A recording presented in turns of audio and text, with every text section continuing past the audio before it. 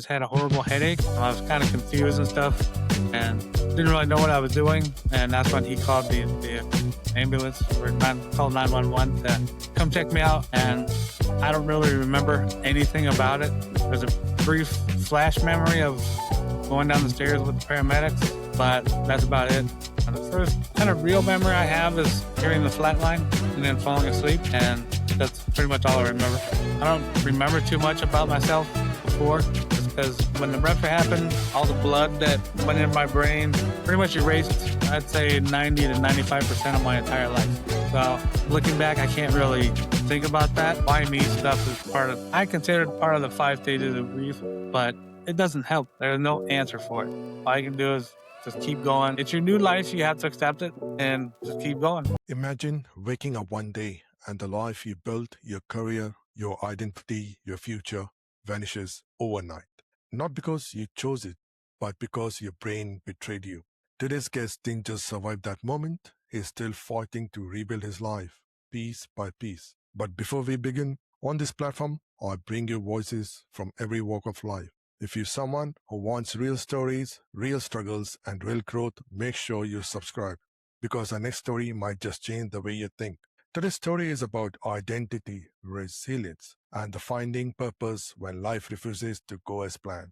Today, my guest is former U.S. Navy submariner and today a disability advocate and a writer. Michael, welcome to the show. Thank you for having me, Ravi. Michael, I want to take you back before everything changed. Take us into your life in Navy. What kind of world was that for you? I joined the Navy when I was 25, which isn't typical. Normally you join after high school or in your early 20s, but I waited till I was 25. I couldn't find something that I wanted to do as job-wise or career-wise at that time, so I decided to join the Navy and learn a good trade, travel around the world, and stuff like that. Went on submarines. It's kind of cool to be on a submarine. I know people think it's claustrophobic, but it's not as claustrophobic as people think.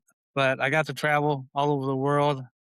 I joined in 96 and got out in 2001, honorable discharge. I learned to trade. I learned how to fix things. I got to drive the submarine a lot. I got to actually launch the sub out of the water. So there was some pretty cool stuff that I did. Being in the service, I'm not really just a guy that's going to blindly say yes to whatever commands or questions that are given to me. So, and they don't like that very much. You're not a yes sir kind of a person. Right. I'm respectful, of course. You are. But I mean, I have certain limits. I'll say things I wasn't really supposed to. That's just my personality. And I joined late. That kind of didn't help. But I did learn a trade. I got very good at repairing things. I was an electronics technician. After I separated in 2001, I got a job as an electronics technician for a company that works on submarines. And I did that for about a year, I think. And then in June of 2003, I got a job with another company that one of my friends from the submarine worked at. He's the one that got me the interview for the job. And that was as a test engineer. And that was kind of like my dream job, I guess you would say. But I started in June 2003, and then in December 2003, I had my brain AVM rupture. So my career there didn't last very long. So can I say water always attracted you to the Navy? Kind of learning a trade without having to go to college, traveling the world, being on a submarine. I thought they were good points. Fair enough. So Michael, what did that experience shape you as a person? It just kind of reinforced my personality of creating things, not following like the norm all the time. Even when there was bad things that happened in the service, I get through them, and that's about it. I never really got too angry while I was in the service, but I had to learn how to kind of keep my filter active so I don't say the wrong things sometimes and not getting angry or upset about stuff. I mean, I did a few times early on in my Navy career, but after that, it was just kind of, this is where I'm at, this is what I'm doing, so I need to make the best of it. And that's kind of the way I operate now with my disability stuff. If I met you back then, how different would you be from the person sitting in front of me today? It's kind of hard to say. I don't remember too much about myself before. It's because when the rupture happened, all the blood that went in my brain pretty much erased, I'd say 90 to 95% of my entire life. So looking back, I can't really think about that. I don't know if my personality was too different. Like I said, my filter for my words is kind of gone. My emotions are they're not gone, but I don't have as many as many emotions now. Like most people who get upset at some things or get angry, just say, okay. And it was something that breaks like on my car or something like that. I was like, okay. I don't get angry because angry is not going to really help me in a situation. So I just say, okay, I fix it and just keep moving on. Okay. So Michael, let's go to December 2003, the moment that changed everything. What happened? It was just a normal day. I was living with my ex girlfriend, and we had a daughter. She was 1 years old at the time. And her brother was actually staying with us at the time. I went to bed like any other night. My ex girlfriend, she was out somewhere. I don't know where, but so her brother was at home. What I was told was I just had a horrible headache. I was kind of confused and stuff and didn't really know what I was doing. And that's when he called the ambulance or called 911 to come check me out. And I don't really remember anything about it. There's a brief flash memory of going down the stairs with the paramedics, but that's about it. And the first kind of real memory I have is hearing the flatline and then falling asleep, and that's pretty much all I remember. It was a just a normal night, but I didn't Normal have night. any symptoms or anything like that either. So do you remember any part of that moment, or is it something you had to piece together later? I've had to piece it together. Like I said, I don't remember anything, and it's not just from that night. The last 20 years or so are have been kind of blank too. Like I still have memory problems. My memories are in pictures now because I forget everything, and there's no. I remember some things, but I never know what I'm actually going to remember. So that's the difficult part of it. Okay. So I want you to let people know, those who have been or those who are going to see this podcast, because you had this in 2003. It's called as Brain AVM. Could you please elaborate and let people know what is that actually?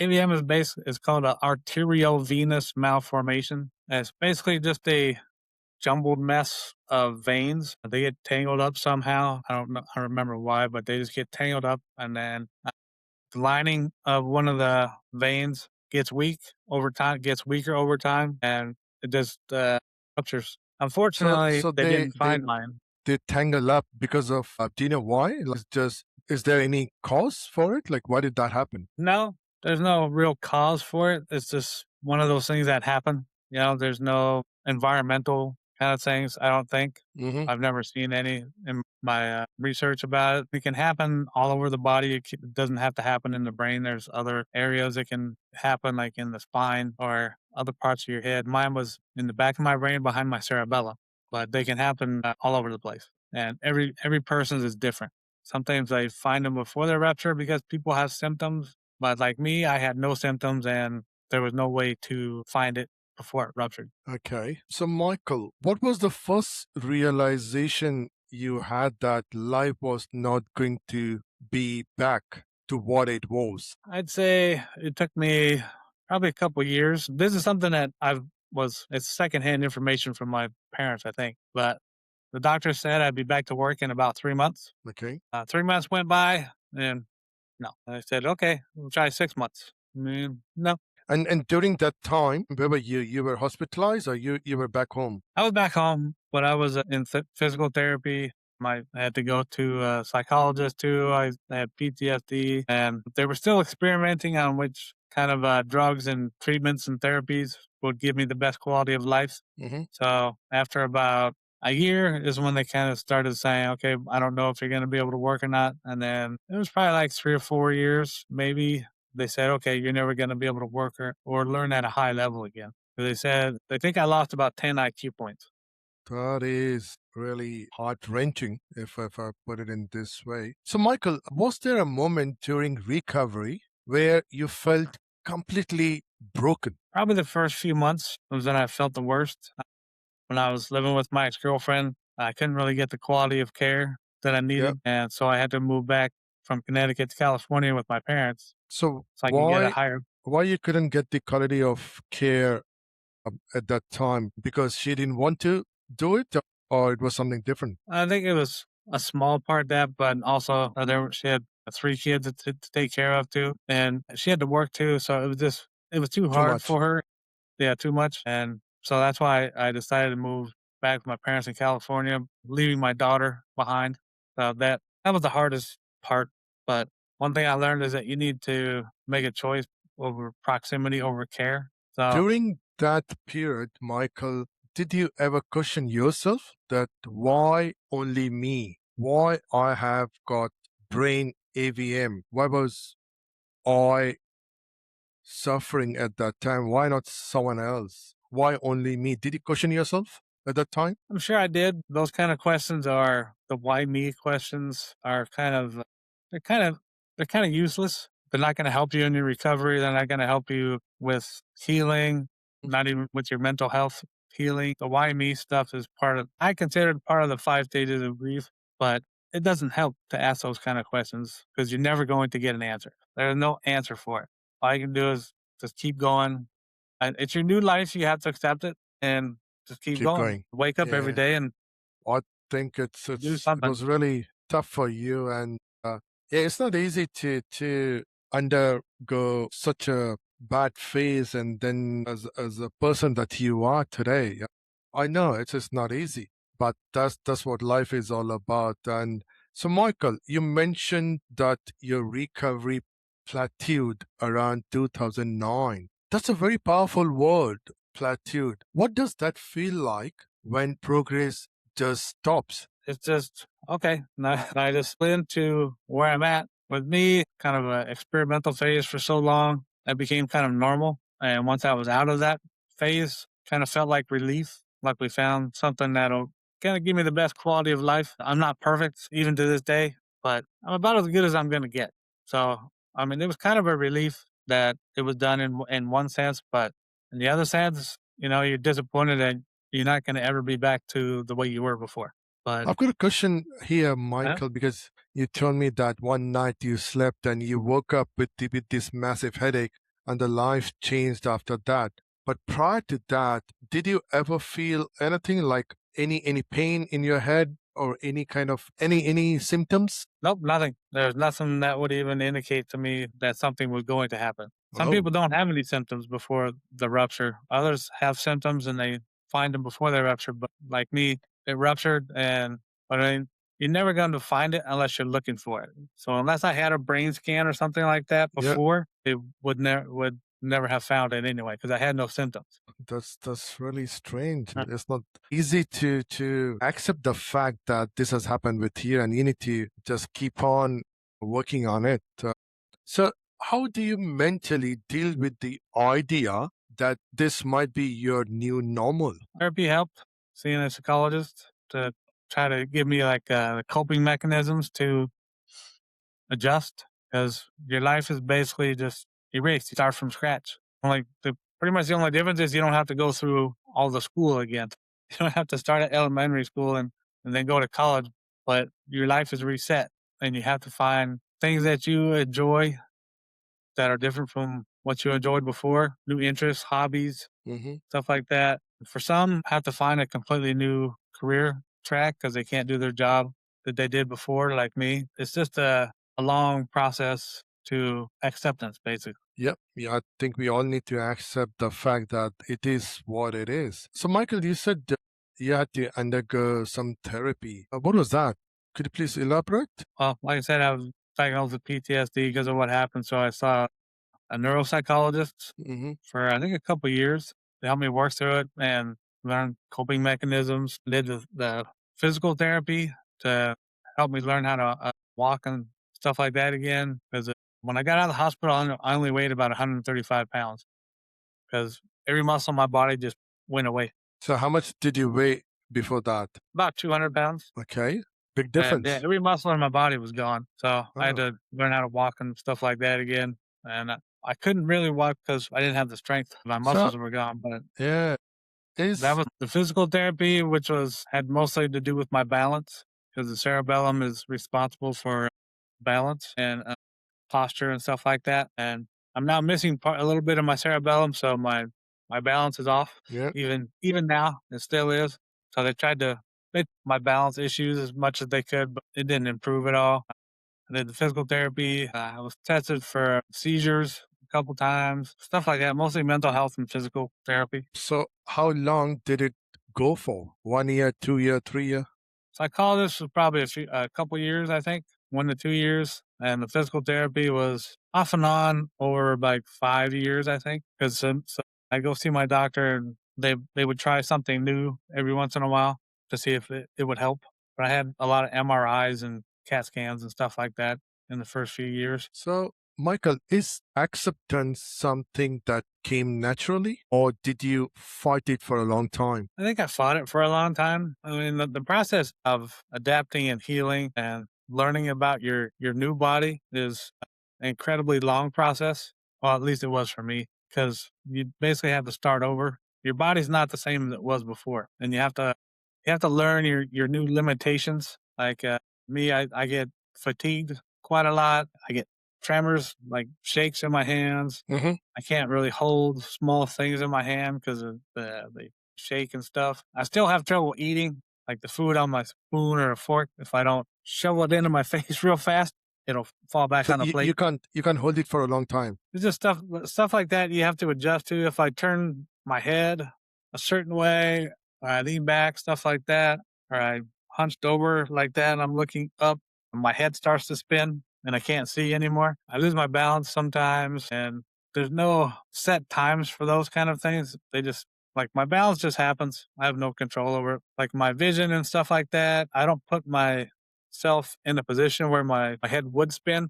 Even if I'm laying flat on my back like this, my head will start spinning. It's an odd feeling. Doesn't make me throw up or anything, but it's still I go blind when that happens. So most of the time you're at home or you go Yeah, out as well? I go out as well. I tried working for a few years, but it didn't really work out. I don't know, I was like 5 or 6 jobs over the last few years after graduating from college. And it's either my brain that fails me or my physical body that fails me because of the fatigue and stuff like that. My brain fails me because I can't remember things. And there's certain things in certain jobs that you have to remember all the time. Like if this happens, then this has to happen afterwards. And I always forgot about it.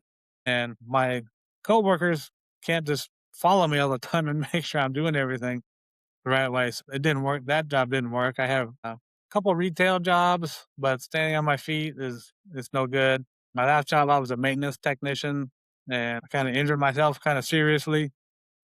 And after that, me and my wife just kind of said, "Okay, time to try something else now, something less dangerous." Okay. So, Michael, one of the hardest things in life is not losing something, it's losing who you thought you were. So, when your career, your abilities, your independence changes, then who are you? What kind of a person are you? I'm basically the same person. I had to learn how to become who I am today. What didn't just happen overnight. I mean, I was angry for a long time. I didn't go anywhere for a long time except doctor appointments just because of the way my body looked and stuff. I couldn't turn my neck at all. So it was just weird. And people would look at me funny, and I just didn't want to be out in public when that happened. So I had to wait until my head loosened up enough for me to go out again. It's just a long process, but a necessary one. I don't know. I think the most changed in my personality is probably my filter and my outlook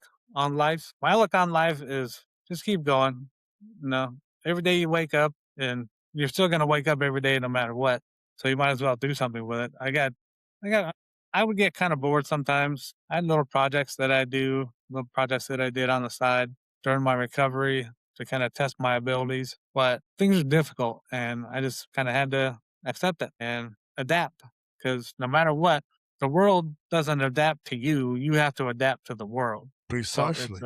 And during it's that phase, Michael, what I want to know is, did people look up to you in a different way? Like, did they give you stares? Like, did they belittle you when you were going through that phase? Yeah, I got stares all the time. My first actual encounter with prejudice, I think, was when I was flying back to California with my parents. We were in the JFK airport, waiting for a flight. And I had just gotten out of the hospital, so I was still not in a very good place. I think I was wearing pajamas and a robe and slippers. My Okay. hair was a little long. I had to go tea. And I was sitting in the handicap section, and a little kid comes up and sits next to me. And his mom comes over and said, don't sit next to that guy." I Did she said, say that? "Yeah." I said, I was in so much pain and stuff at the airport. I really didn't care at that time. It was kind of weird in one sense. I never experienced that level of it before, but it was just that was my first experience with it. I get stares all the time when I park in handicap spots because I look normal, I act normal, but I'm not normal. But people can't see that, and people just assume things about you, like I'm trying to buck the system or something like that. What I reckon the problem is with the people is it's not with you. Unless and until it doesn't happen with them, they think it's not going to happen with them ever. The moment it happens with them, everything changes for them and they then becomes a different person. But if it doesn't happen with them, they always look up to you or someone else in a different way and try to belittle that person, that person is like this and that. This is what the problem is. Doesn't matter where you live. This is the human mentality, human tendency. It So, is. so Michael, you mentioned a turning point around your divorce in 2018. How did that phase impact your mindset? Well, when I married her, we were living in California, and then sometime after our son was born, she said she wanted to move to Arizona to be closer to family and go to school. We packed up and moved to Arizona in 2017. And 2018, she divorced me, and I was stuck here in Arizona with no family, no friends, just alone, except for my son. And I didn't have my son every single day. So on the days I didn't have him, I mean, I was just bored. There's nothing for me to do. So I said, I don't know exactly what day it was, but I said, I'm going to try going back to school to do something. And I got my GI Bill back, Mhm. so that helped. I took a couple classes at community college. I did really well. So I said, okay, I'll go on to university and see how that works out. So I did that. I graduated in 2022 from the University of Arizona, magna cum laude, which was nice because of my learning disabilities. Like 6 months before I finished, I started applying to jobs. But I learned that ableism and ageism is extremely prevalent still in the good old boy network. So finding a job was pretty difficult for somebody like me who was over 50 years old. I hadn't worked in 20 years and I had really no skills left, according to them. That was kind of my turning point. I even wrote an article about it and it got published in an online news site, but it was difficult. That part of it was difficult to find a job. I think a couple of the jobs that I got were basically because they wanted just asses in the seats, basically. But that was the turning point was just after my divorce and I went to school. I said, okay, I could do that, And which and Michael, so the divorce was a fallout of something, or it was just a different thinking. Like you said, your wife wanted to move to Arizona, and you did go over there, and then you got divorced. But what was the cause? What happened actually? I'm still not sure. Was your brain AVM somewhere involved? Probably. I wasn't working. I still make money because I get my SFDI, but I really don't know what What happened? changed. She kind of changed along the way too, and I honestly I really don't know. I can't say for sure. Was there a period where you felt totally lost, without direction, without purpose? Yeah, after I moved out of our house and got an apartment for me and my son, it's kind of like okay, what do I do now? I mean, when I was married to her, I was busy, stuff around the house, just normal life stuff. But once I moved into the apartment, I couldn't have my hobbies. It was hard for me it was hard for me to find stuff to do, especially in a town that I didn't know and a place where I had no friends or family. I was basically by myself. And my son was only 2 years old at the time. Okay. So there was nothing outside of my son for myself to do. So that's why I went back to school. And yet you chose to go back to college and not just go back, but graduate. That's really incredible, Michael. So where did that drive come from? My drive just to finish. Every class I had to learn. Basically, I had to learn how to learn for every class Okay. just because of my brain stuff, and it was extremely difficult. I'd spend usually 7 days a week. I don't know, 6, 8, 10 hours a day with doing schoolwork because I couldn't remember. So I had to take a lot more notes, do a lot more reading, stuff like that to get good grades. And once a test was over or a paper was done, and I could just data dump everything. And that's basically what I did. That's part of what my brain limitations are too. Retaining information is hard. Did anyone from your college friends, or your lecturers, tutors, did they help you out in any way? Oh yeah, the school gave me accommodations for my disability. Mm. I think the main one was a time extension on tests. I was in school mostly during COVID, so I was at home most of the time on my classes, and they all went to online, of course. But the school, they did a lot. I also got an exemption, a language exemption for my major, where I didn't have to learn a new language because I can't learn a new language. What was that language? The new language. I was trying to learn Russian and Okay. Spanish, but I can't learn a language. Like my wife is she's Mexican. My wife now she's Mexican. Yeah, she And speaks the Spanish, first but one was American. yeah, Okay. and I can't.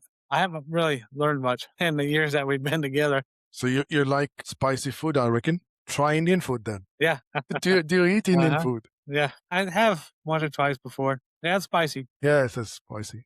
So during that period, Michael, what I want to know is what kept you going on the days when it felt too hard? Just to finish when I started. If I was feeling bad, or not feeling like doing anything, I wouldn't. I would just take a day off or something because I can't.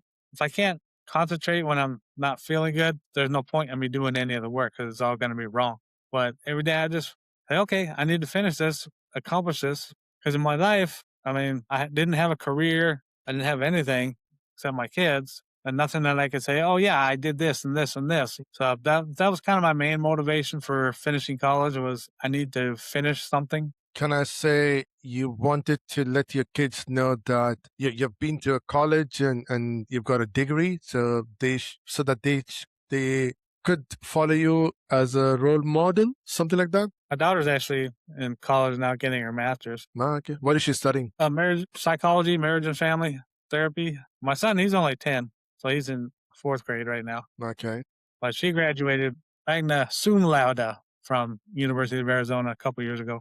So she's maintained her straight A 4.0 for the whole time she's been in college. Oh, that's nice. I'm proud of her. Yeah, she's a good kid.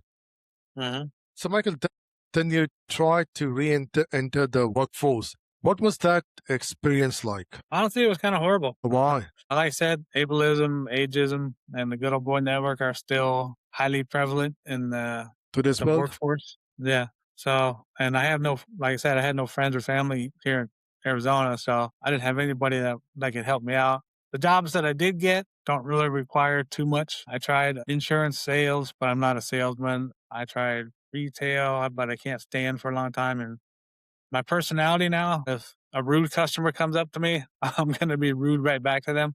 That's not a good point for retail. That's I right. tried customer service jobs, like work from home, but those jobs I could not do. They sound easy, but you have to have about 4 or 5 screens open on your computer, Yeah. and you have to listen to what the person is saying on the phone and type it as they're talking and find the right person to take the messages to. And my brain just it doesn't work like that. I was a they call it a store project coach, but I was on my feet 10, 12 hours a day, and I couldn't do that. I had a maintenance technician job, but that was just too dangerous climbing up and down ladders and stuff like that. My balance, I fell down a lot, lose my balance a lot.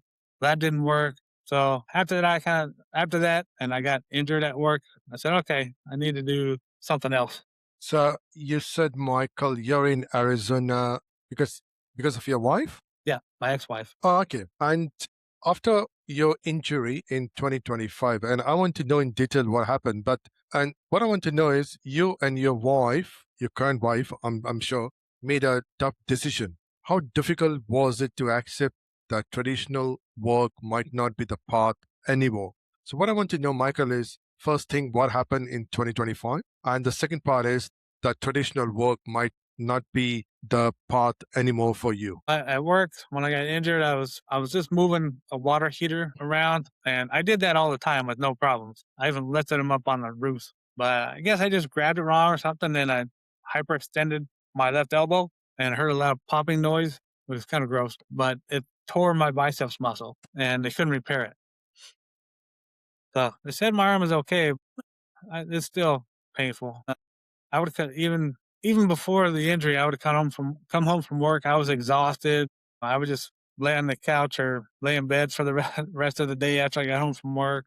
And that was pretty much all the jobs that I had over the last few years. I had no energy when I got home. I could barely get out of my car when I got home. It was kind of hell for me.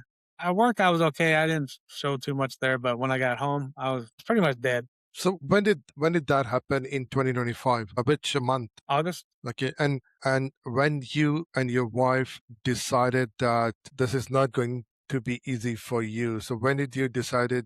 When did Well, after about in December, my doctor that was treating me said I could go back to work. So I went back to work for about 3 weeks, and it just was too dangerous for me. And I I was so afraid to fall off a roof or fall off a ladder or something. And me and my wife were talking about it because she can see me how I came home from work every day, how bad I felt. okay? Yeah, we just kind of said it wasn't worth it. But I mean, we're struggling right now because I'm not making any money beyond my disability check. So we're struggling right now financially. So I'm trying to find something to bring in some income too, but also something that I enjoy, like my writing and stuff like that. I think you've written a book as well. Yeah, I've written, authored a bunch of journals, guided prompt journals. They're designed to help people get through things like I went through. The first week after your life changes to a few months, they're basically journals about adapting to their new life. There's specific prompts in the journals that are designed to help you analyze yourself, your new self, find new goals, finding inner strengths and success, stuff like that. But they're very specific prompts that in my website. I don't have the email or the my website address handy right now. I That's haven't fine. got a specific domain name that I can remember yet. Yeah, then feel free to reach out, ask me questions. They're Yes, designed.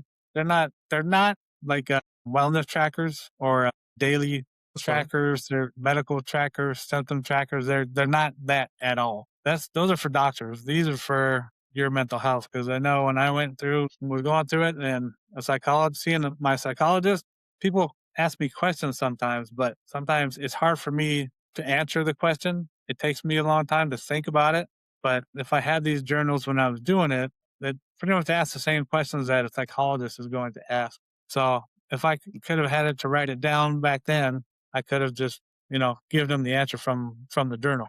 Yeah, it's a reference point where people could refer to it whenever they want to. Okay. Yeah, So, there's no daily. They don't have to fill them out daily, just whenever they pick them up.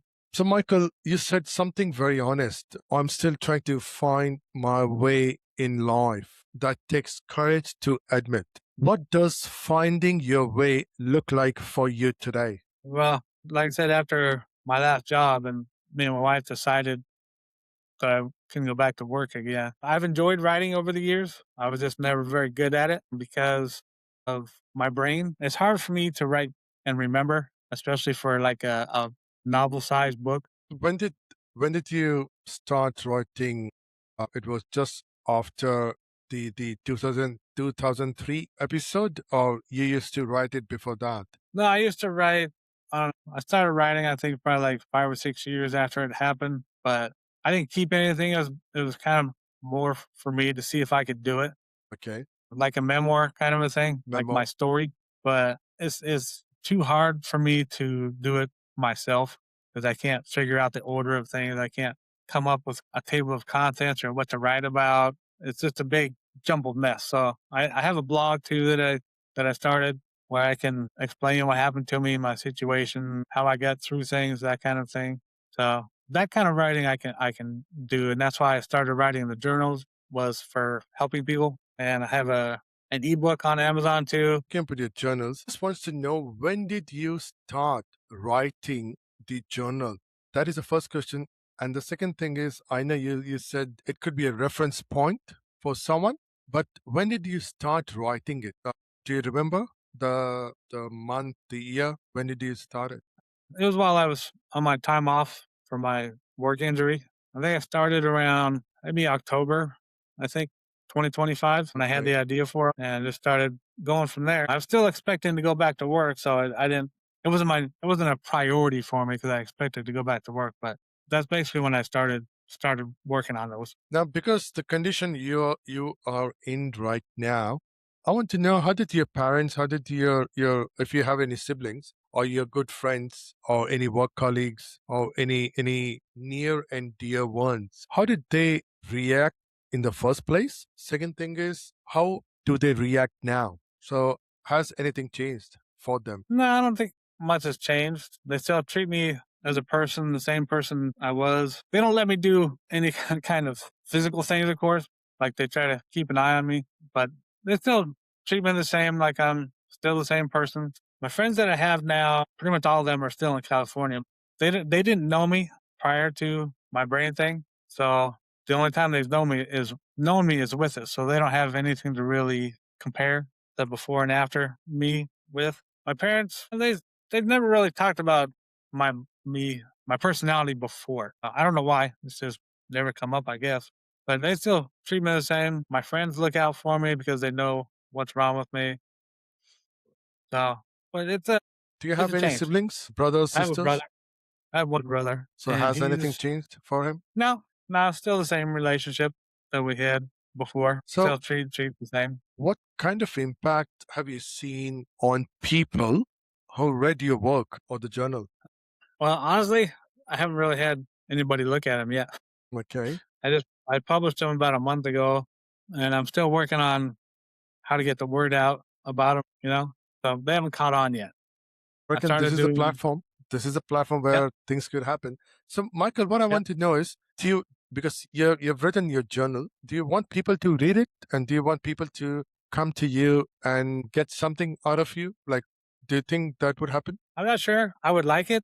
I wouldn't mind people coming to me and asking me questions about it, because maybe if they have an idea for something to put in a version 2 of a journal, I can add it to a new version. But I want people to give me constructive criticism or tell me Just how be I honest. did something or good. It doesn't matter. That's how I can change what I've done to make it more relevant to a certain demographic or something like that. Because I'll be very honest here. I never knew about Brain AVM unless you told me that this is what is the problem. It's not a problem. It is something which you are suffering from.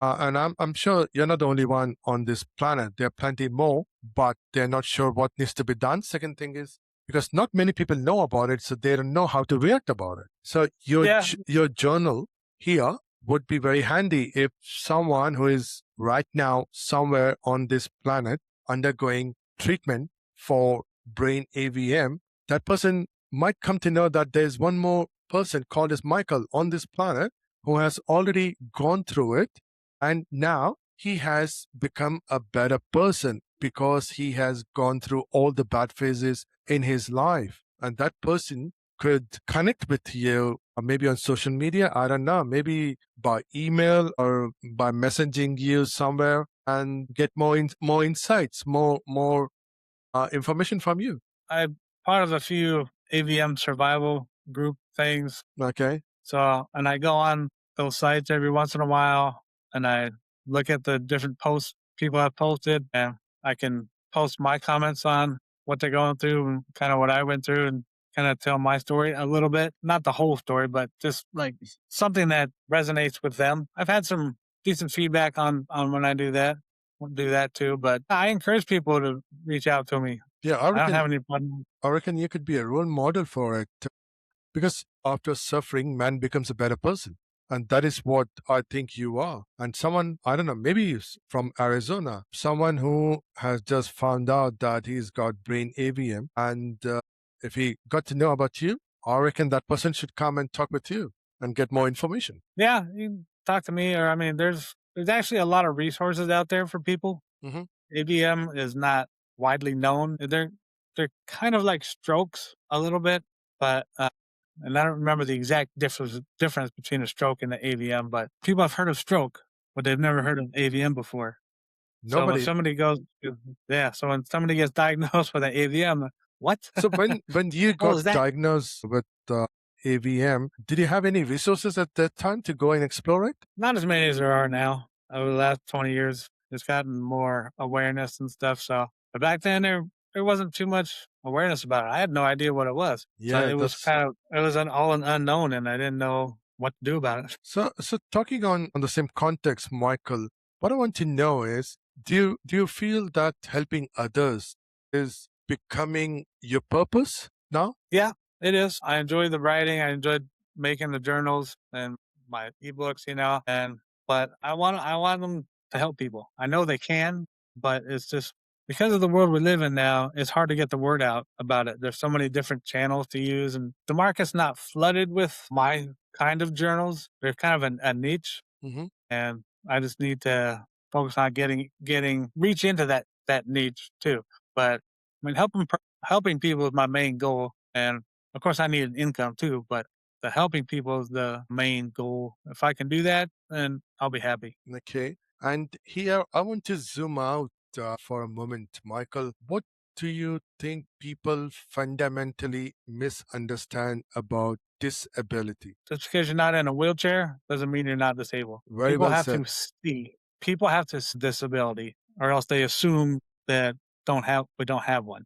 And when I walk a little shaky sometimes. I move and swerve sometimes. I kind Hmm. of looks like I'm drunk, but nobody can see what's actually wrong with me. Instead of asking me or saying, "Are you okay?" that kind of thing, they automatically make an assumption. But there's no invisible disabilities are starting to get more awareness, but it's not in people's nature to think about an invisible disability. It's like when I park in a handicap spot and I get out of my car and I walk, people look at me funny.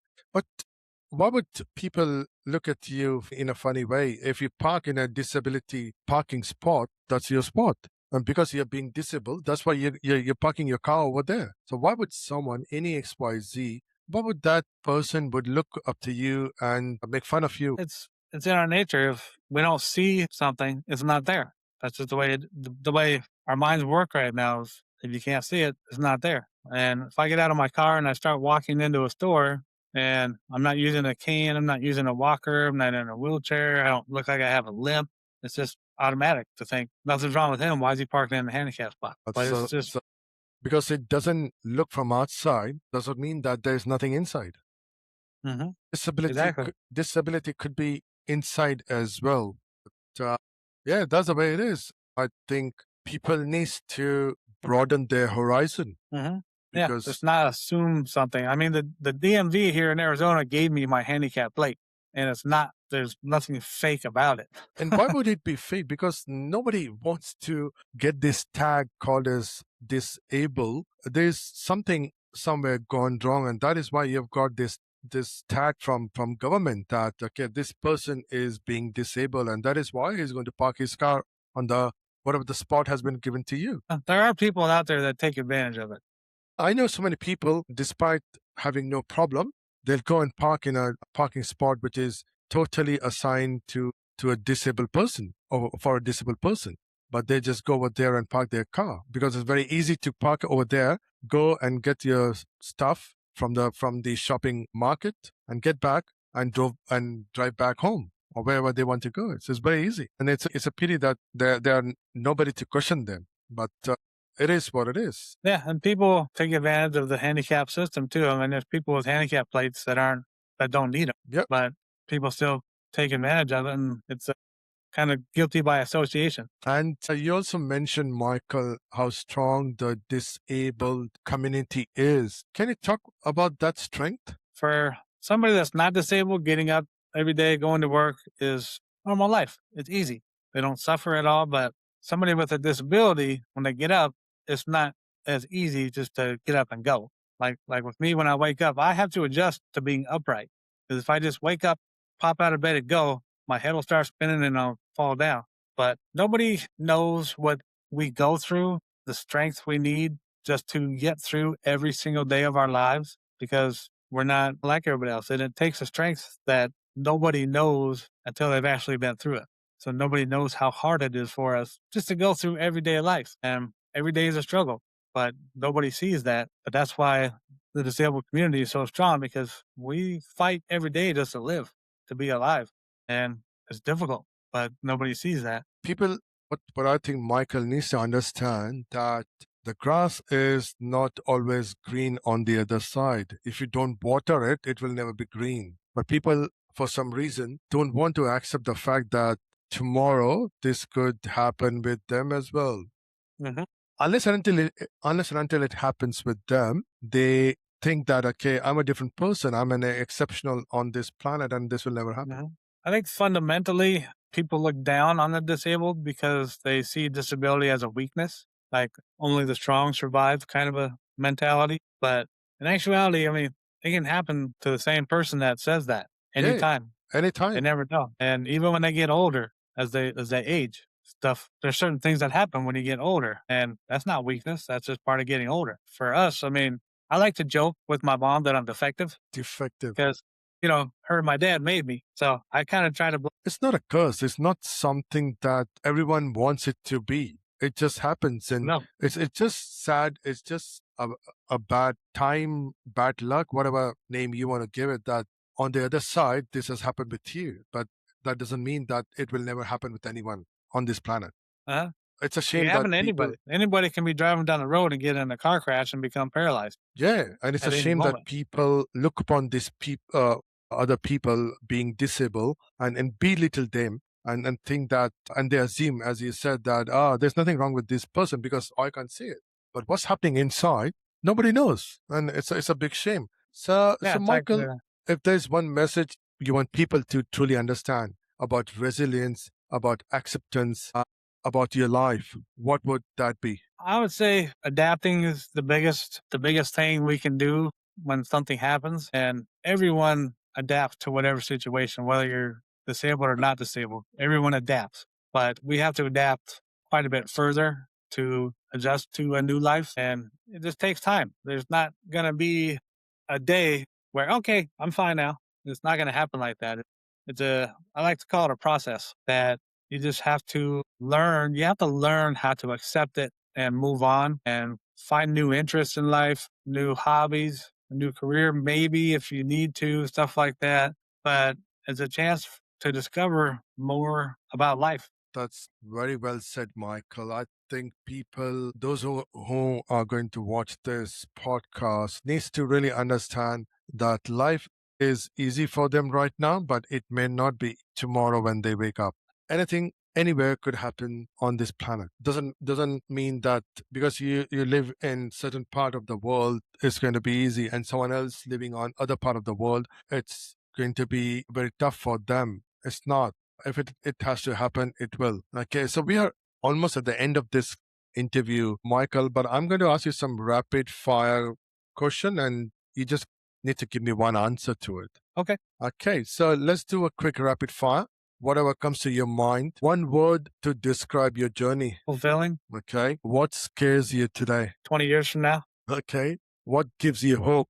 Every day I wake up. What keeps you going on tough day? My family and my inner strength that I have. And the last one, if life gave you a reset button, would you press it? Why? I'm happy. I have a great family life, and everything that I've gone through in my life has led me to this point. So if I hit the reset, I would lose all that. Some people measure success in money, some measure in title. But today's conversation reminds us sometimes success is simply waking up and choosing to fight one more day. Michael's story is not about what he lost, it's about what he refuses to give up on. If this conversation moved you, like, subscribe, and share it with someone who needs to hear this message today. This is Ravi Perspective, and I'll see you in the next episode. Bye.